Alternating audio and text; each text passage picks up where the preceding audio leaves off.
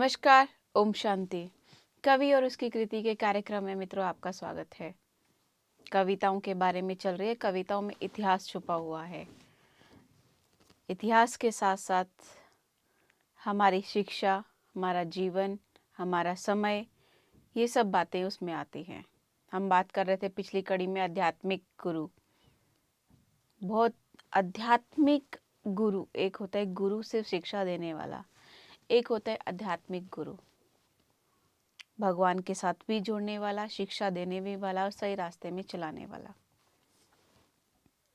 ये यशपाल शर्मा जी की लिखी हुई चिराग किताब में से है। आइए बात करते हैं यशपाल शर्मा जी से। यशपाल शर्मा जी, आपका बहुत बहुत स्वागत है हमारे इस कार्यक्रम में। बहुत बहुत शुक्रिया। यहाँ आपका मुझे बुलाने के लिए बहुत बहुत शुक्रिया। हम आपकी किताब चिराग में से आध्यात्मिक गुरु के बारे में बात कर रहे थे। जी हाँ। मैं आपसे ये पूछना चाह रही थी कि पहले के जो गुरु थे जी और आज के जो गुरु हैं, पहले के गुरु हमें परमात्मा से जोड़ने का एक संबंध भी, मतलब एक रास्ता भी बताते थे, जी हाँ। साथ ही साथ शिक्षा भी देते थे। हाँ और एक आदर सम्मान वो सब सिखाते थे। जी। लेकिन आजकल के शिक्षाओं के गुरुओं की मैं बात करूं, दो तरह से हो गए हैं, एक गवर्नमेंट और एक प्राइवेट। बिल्कुल। हाँ बिल्कुल, मैं आपसे सहमत हूँ। मैं हाँ। कैसे? सरकारी गवर्नमेंट, जहाँ तक मैंने बात सुनी, कई स्कूलों में हम सेवाओं के लिए जाते हैं, तो गरीब बच्चे जो होते हैं उनकी जो ड्रेस होती है, या तो आप उसको राजनीति के साथ जोड़िए या आप कैसी भी बात कर सकते हैं, वो आपके ऊपर डिपेंड करता है। तो हमने उन टीचर से बात की कि भाई ये बच्चा ऐसा है, आपके स्कूल के बच्चे ऐसे हैं, बाहर घूम रहे हैं, हमने बाहर देखा 7th स्टैंडर्ड के बच्चे बाहर घूम रहे हैं, स्कूल नहीं आते हैं, या फिर बच्चों की ड्रेस प्रॉपर नहीं है, या फिर स्कूल के जो आंगन है, स्कूल की जो बिल्डिंगें हैं, स्कूल की जो किताबें हैं, स्कूल के जो डेस्क बैठने के हैं, कुछ भी A to Z जो भी सामान है, हमने उसके बारे में बात की। जी। तो कहते हैं हमें पीछे से ही नहीं आता है। एक तो स्कूल की बात है, ये सरकारी स्कूल। प्राइवेट स्कूल की बात की जाए तो प्राइवेट स्कूलों में अगर हम ऊंची ऊंची बिल्डिंगें देख लें, इतनी फैसिलिटी देख लें, इतने स्कूल के बच्चों की प्रॉपर ड्रेस देख लें, हाँ, शिक्षा के साथ साथ वहाँ पर एक बढ़ोतरी ये भी हो रही है, स्कूल भी ऊपर स्कूलों की तरफ भी बढ़ोतरी जा रही है। रही टीचर की बात, हर एक सब्जेक्ट में उनकी सैलरी के ऊपर डिपेंड करता है। मैथमेटिक्स है, एक बच्चे से मैंने पूछा, मैंने बोला आपके जो मैथमेटिक्स के जो टीचर हैं उनका टाइमिंग क्या है? कहते हैं मैम फ्राइडे सैटरडे 11th-12th की क्लास होती है, वो सिर्फ 1 या 2 घंटे के लिए आते हैं, बाकी और जो क्लासेस होती हैं वो ऐसे, ये टाइमिंग एक फिक्स है। लेकिन उनकी सैलरी मैंने जब उनसे पूछी, एक सब्जेक्ट मतलब 1 घंटा या 2 घंटे के लिए 5-10,000 तक। मैंने बोला महीने का? नहीं, सिर्फ 3 दिन का। अच्छा, प्राइवेट स्कूल की बात कर रहे हैं? प्राइवेट स्कूल की मैं बात कर रही हूँ। और मैंने बोला इंग्लिश के सब्जेक्ट? कहते वो तो उनसे ऊपर हाई है। अच्छा। वही चीज मैंने सरकारी स्कूल में पूछी, जी। तो एक टीचर की देखा जाए 10,000 या 15,000 के बीच है, वही मंथली। और वो डेली आते हैं। लेकिन उनके स्कूल की व्यवस्था देखी जाए तो वो कहते हैं कि पीछे सरकार के द्वारा से ही हमको यहाँ सैलरी, वो जो स्कूल की जो सुविधाओं के लिए जो हमको पैसे दिए जाते हैं वो हमारे स्कूल तक पहुँचते ही नहीं है। लेकिन ये हुई व्यवस्थाओं के बारे में। अब आती है टीचर के बारे में कि कोई एक टीचर स्टूडेंट को पढ़ा रहा है लेकिन वो ड्रिंक किया हुआ है, तो वो खुद ही ऐसी व्यवस्था के घेरे में घिरा हुआ है, तो वो स्टूडेंट को क्या पढ़ाएगा? मैं आपसे सहमत हूँ इस बात के लिए। मैं सरकारी स्कूलों में रहा हूँ, 37 साल मैंने जॉब की है। अध्यापक एक मॉडल है। जी जरूर। अगर मॉडल बच्चों के सामने रहता है तो बच्चे उसे फॉलो करते हैं। और हमें एक ज़मीर है जिसे हम ज़मीर बोलते हैं जी। वो ज़मीर हमेशा जिंदा रहनी चाहिए। कि मैं समय पे स्कूल जाना है और समय पे मैंने घर आना है। जो मुझे पीरियड मिले हैं उन्हें मैंने करना है और जिस सब्जेक्ट को मैंने पढ़ाना है उसकी पूरी तैयारी के साथ जाना है। हमारे गवर्नमेंट स्कूल में मैं एसएस मास्टर था जी। हमारे पास 2 सब्जेक्ट होते थे, एक इंग्लिश और एक सोशल स्टडी। ये दोनों ही टफ थे, एक विदेशी भाषा और दूसरा पूरी कुल दुनिया का इतिहास है, भूगोल है उसमें, ज्योग्राफी है उसमें, हिस्ट्री है उसमें। दूसरी तरफ वो लोग थे जो मैट्रिक पास हैं तो ओटी की और वो टीचर बन गए, हिंदी पढ़ा रहा है, जो उसने 10वीं में खुद पढ़ा था वही पढ़ा रहा है, तनख्वाह हमारे बराबर है। ऐसे पंजाबी वाला है। एक एसएस मास्टर को छोड़ करके जिसके पास दोनों ही सब्जेक्ट का अंत नहीं है कि कितना विस्तार है उसका, वो लोग हमारे बराबर रह रहे हैं। जब मैं स्कूल आता तो हमने अपनी टीचर ट्रेनिंग में ये चीज़ पढ़ी, अपने उस्तादों से ये सीखा कि ज़िंदगी भर तुमने शिष्य रहना है। टीचर वो कामयाब है जो एक मॉडल बने, आदर्श बने। अगर इधर उधर करना है, अगर पुलिसिया टाइप बनना है या बिजली वाला बनना है कि जहाँ भी जाए कुछ ना कुछ ऐसा करना ही करना है, तो इस पेशे में मत आना। इस पेशे को छोड़ करके और कोई अपना लो। क्यों? हमारे ऊपर जो दारोमदार है वो नेशन का है कि ये आप नेशन बिल्डर हो, राष्ट्र निर्माता हो, आप गुरु हैं और गुरु से ऊपर दुनिया में कोई ऐसा शब्द नहीं है। उस्ताद है, गुरु है। तो उन्होंने कहा कि एक टीचर जो है, एक उस्ताद जो है, एक अध्यापक जो है, वो एक आदर्श होना चाहिए जी। तो मैंने उस चीज़ को अपनाया। मेरे माँ बाप ने मुझे यही शिक्षा दी। हमारे घरों में जो मद्यपान या मांस मच्छी जे नहीं, पूरी वहाँ पे पवित्र भोजन था और हम पूरी तरह से शाकाहारी थे जी। तो उस चीज़ को मैंने अपनाए रखा। मैंने देखा कि दफ्तरों में लोग शराब पीते थे, मांस खाते थे, बच्चों के चंदे खाते थे। तो इसके ऊपर मेरे कई बार उन लोगों के साथ जो इंचार्ज थे उनके साथ मेरी कश्मकश काफ़ी रही। उनका आपको बच्चों के पैसे खाने का कोई हक नहीं है, आपको सरकार वेतन दे रही है। जरूर। अगर आपको कोई कमी है तो जाइए लोन लीजिए, अपना जीपीएफ है उससे निकाल लीजिए, बच्चों का पैसा क्यों खाते हो आप? मैं जब मेरे पास फंड है तो मुझे सरकार ने इसलिए फंड दिया है कि आप इसे मेंटेन करिए और ध्यान रखिए कि कोई इसमें से इधर उधर ना करे। मुखद्दे का मतलब ये नहीं कि वो मनमानी करेगा। जहाँ को तानाशाही नहीं है, लोकतंत्र है, जो सरकारी स्कूल है, सरकार ने कोई निज़म बनाए है, निज़मों के अंदर हमने कोई चीज़ खरीदनी है या जो कुछ भी करना है वो सरकार के नियमों के मुताबिक होना चाहिए। एक बात और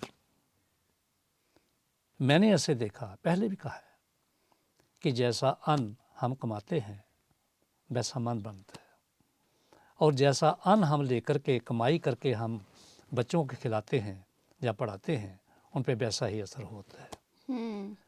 हमारे पंजाब की उस समय की जो पुलिस थी, इस समय तो काफ़ी सुधार की बात है जी। तो पुलिस का गांव में आना या पुलिस का किसी के साथ व्यवहार जो था बड़ा रूढ़ था, नाइंसानी था, अमानवीय था।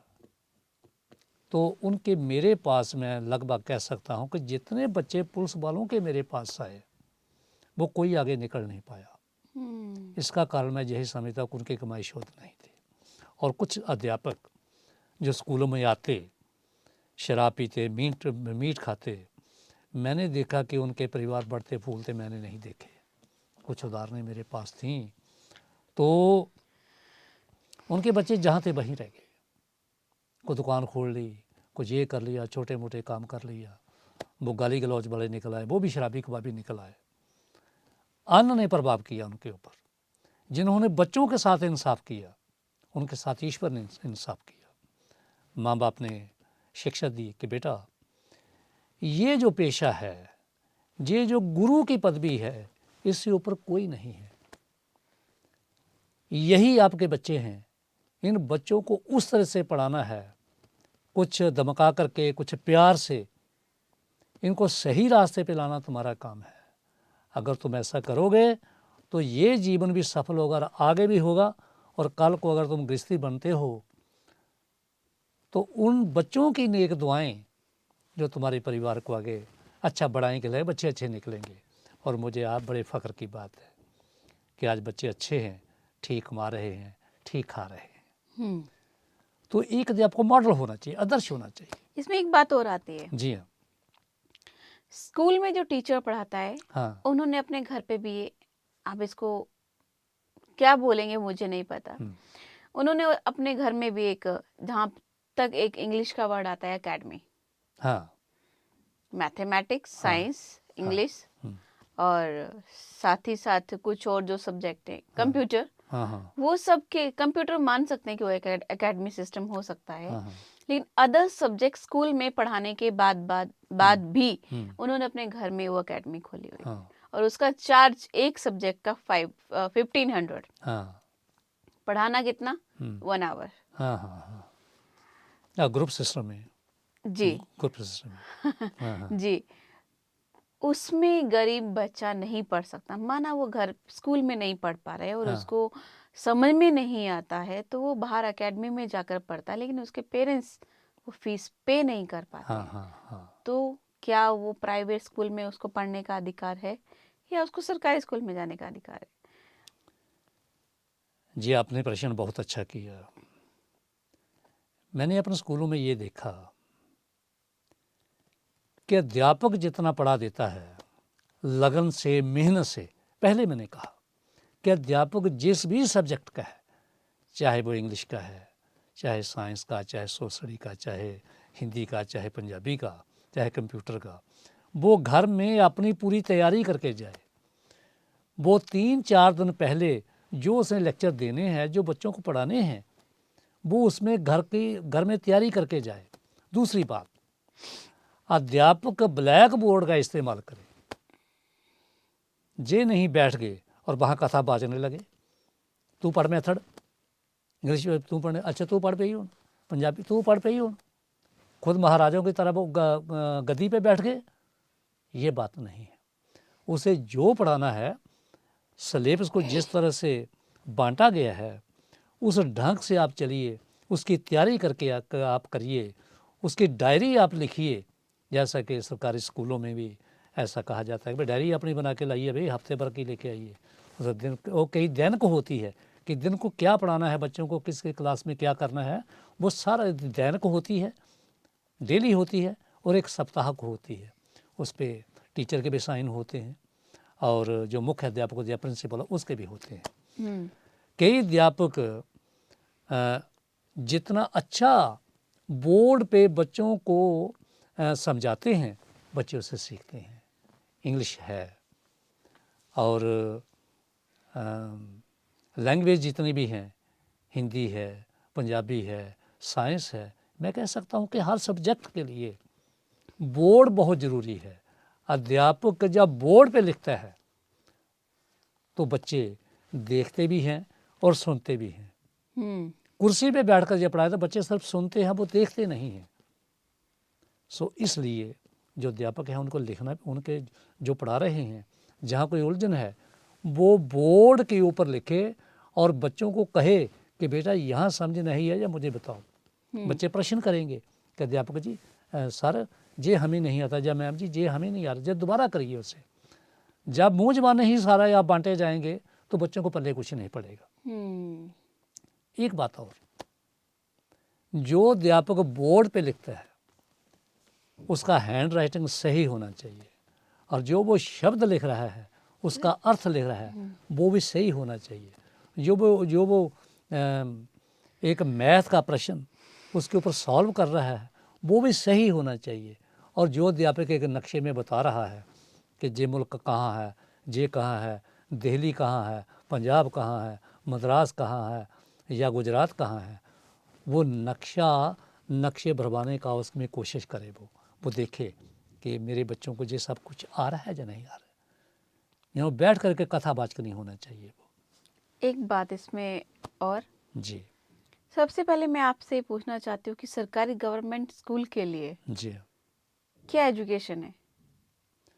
सरकारी स्कूलों में मिनिमम या मैक्सिमम?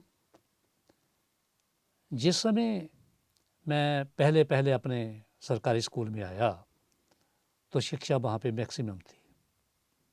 माँ बाप भी संतुष्ट थे और बच्चे भी संतुष्ट थे। खर्चा भी कम था, एजुकेशन अच्छी थी, अध्यापक मॉडल थे, राजनीति हस्तक्षेप नहीं था।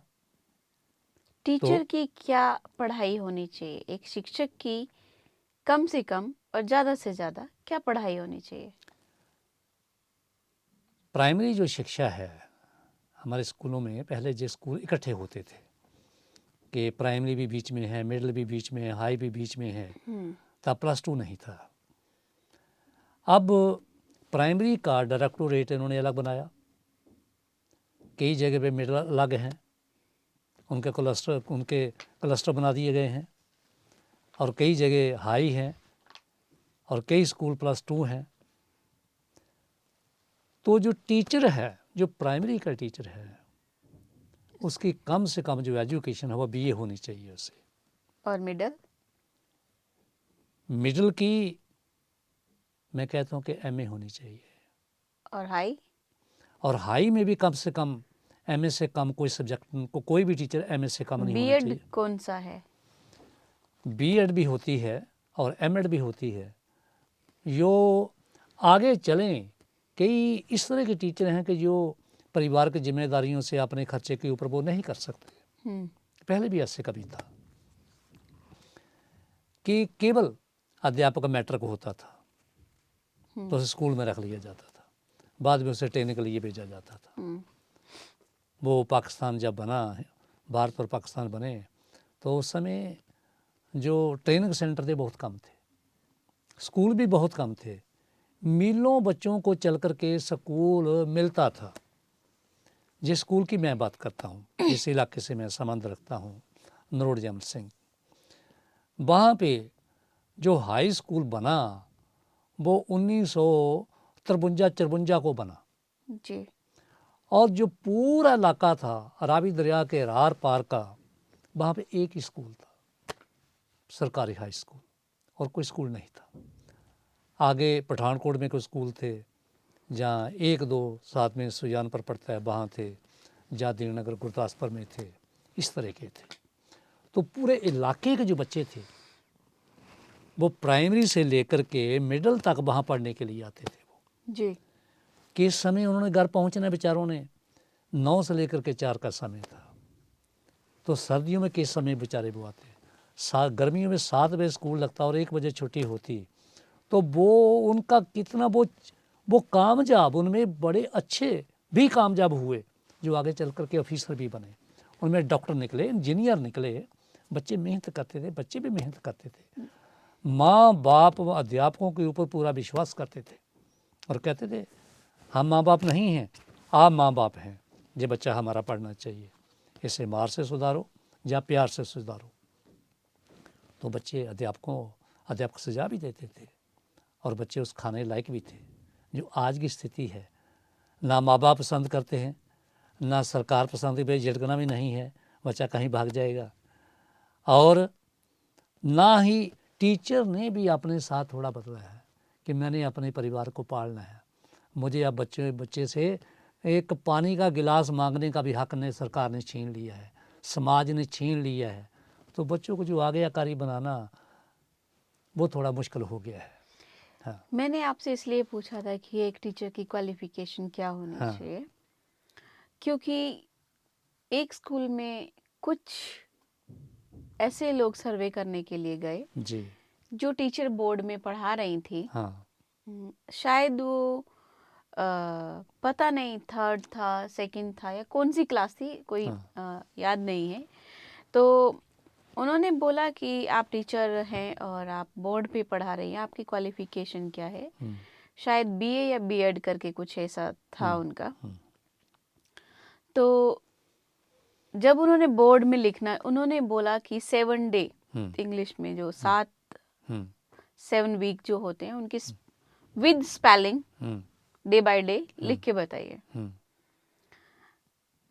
उन्होंने संडे से शुरू किया, संडे की स्पेलिंग आई, मंडे की भी आ गई, बाकी जो डे थे उनको उनकी स्पेलिंग नहीं आ रही थी, सारे गलत करते गए, गलत कर लिखने को उन्होंने लिख दिया, मतलब संडे मंडे राइट था, अदर जो डे थे वो उनका बिल्कुल ही रॉन्ग था। ठीक है।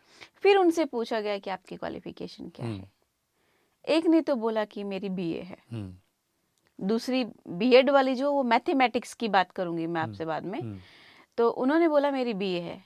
अच्छा, कौन सी क्लास में पढ़ा रही हैं आप? सेकंड या फर्स्ट कुछ ऐसी क्लास थी। अच्छा, तो उनसे फिर से पूछा गया कि आप बिल्कुल सही हैं कि आपने ये जो बोर्ड में लिखा है ये बिल्कुल राइट है? हाँ जी, मैं बिल्कुल राइट हूँ। हमने उनको पूछा कि ट्यूसडे की स्पेलिंग क्या होती है? अच्छा। उन्होंने ट्यूसडे की स्पेलिंग को THU लिखा, वाह, जबकि वो थर्सडे है। हाँ वो थर्सडे है। हाँ, और ट्यूसडे की स्पेलिंग होगी TUESDAY।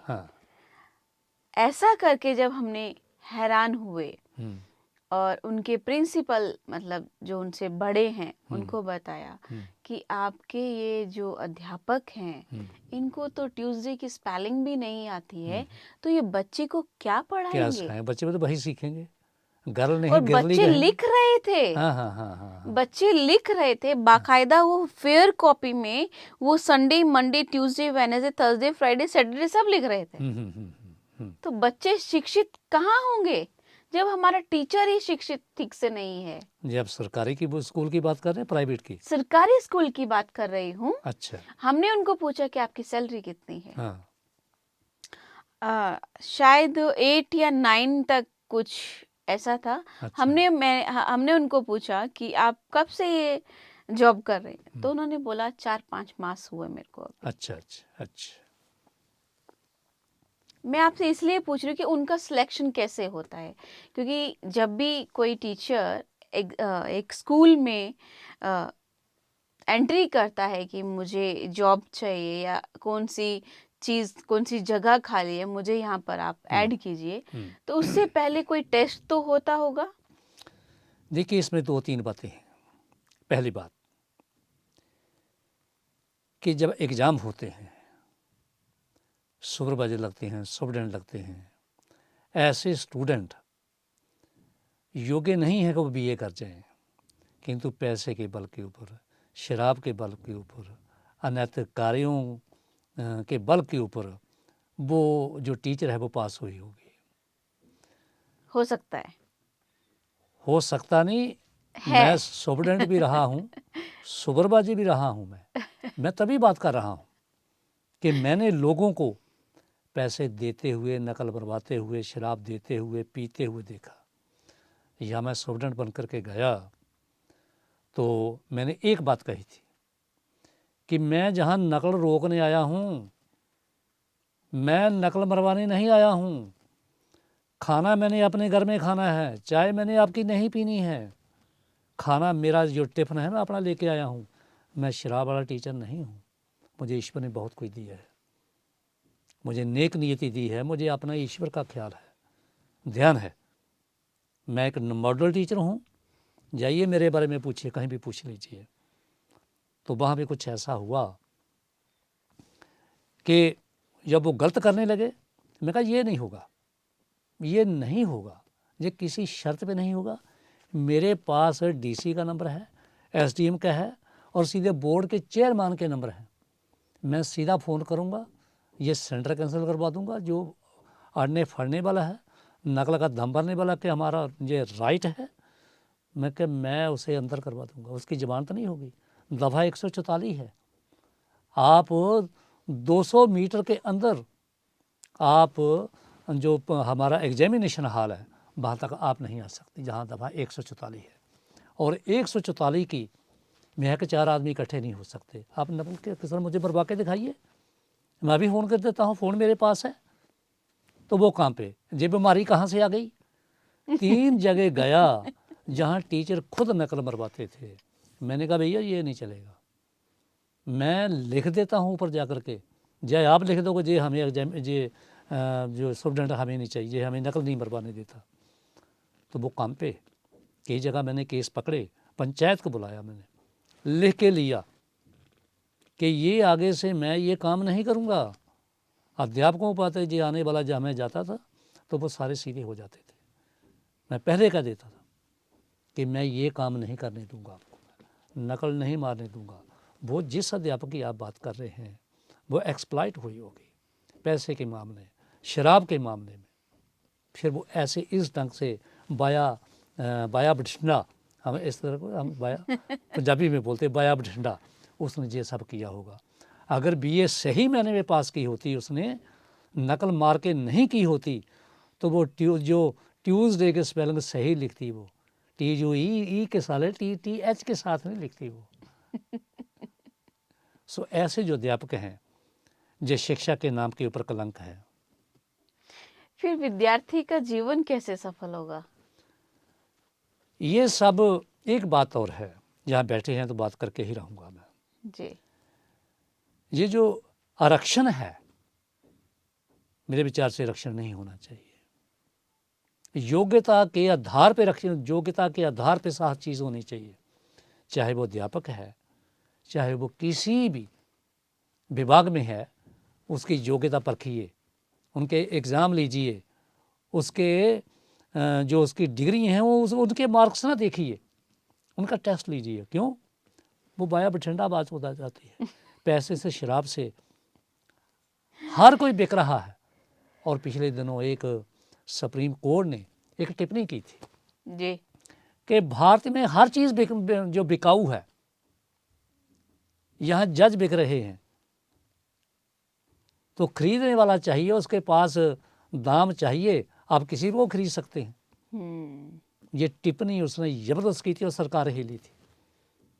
और सुप्रीम कोर्ट ने यहाँ तक वो जो जज था उसने कहा था, अगर आपने मनमानियाँ करनी हैं, कोर्ट का सम्मान नहीं रखना है, हमारी मर्यादाओं को नहीं मानना है, तो ये सब जो कोर्ट यहाँ सबको भंग कर दो, अपनी मनमानियाँ करिए। तो सरकार हिली थी। क्या ये सरकार की भी ये विधायक है, उसका भी एक मर्यादा है, उसका भी एक राइट है, एक मर्यादा है, एक निज़म है, और जुडिशरी का भी है, और जो कार्यपालिका है उसका भी है। तो फिर अगर तीनों ही अपने अपने ढंग से अपनी मर्यादा में रहते हुए, अपनी जो हदबंदी है उसमें रहते हुए अगर काम करेंगे तो सही कानून बनेंगे।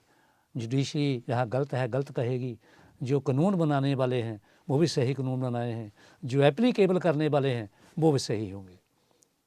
तो एक अध्यापक होने के नाते अगर कोई ऐसा टीचर कहीं भी है तो हमारी आवाज़ को सुने, तो वो अपनी तैयारी करके, जो चलो जैसे कैसे भी उसने जॉब में आ गया, वो पूरी तैयारी करके जाए और बोर्ड के ऊपर गलत ना लिखे, ना वो गलत बोले, वो जो प्रोनाउंसिएशन है वो भी सही करे, ताकि कल ने बच्चों ने समाज में जाना है, वो शब्द बोलने हैं, उस सही वक्तों जो शब्द हैं वो उसका उच्चारण भी सही होना चाहिए। यशपाल शर्मा जी, आपने बहुत ही अच्छी व्याख्या की, लेकिन आपकी कविता अभी भी अधूरी ही है। अगली कड़ी में इस कविता को फिर से जारी रखेंगे। तब तक के लिए दीजिए इजाजत। नमस्कार। धन्यवाद। मित्रों, कहाँ जा रहे हो? यहीं रुकिए। नहीं, मतलब अगली कड़ी में इस कविता को लेके हम आपके समक्ष दोबारा हाजिर होंगे। तब तक के लिए दीजिए इस कविता को इजाजत। नमस्कार। ओम शांति। नमस्कार। ओम शांति।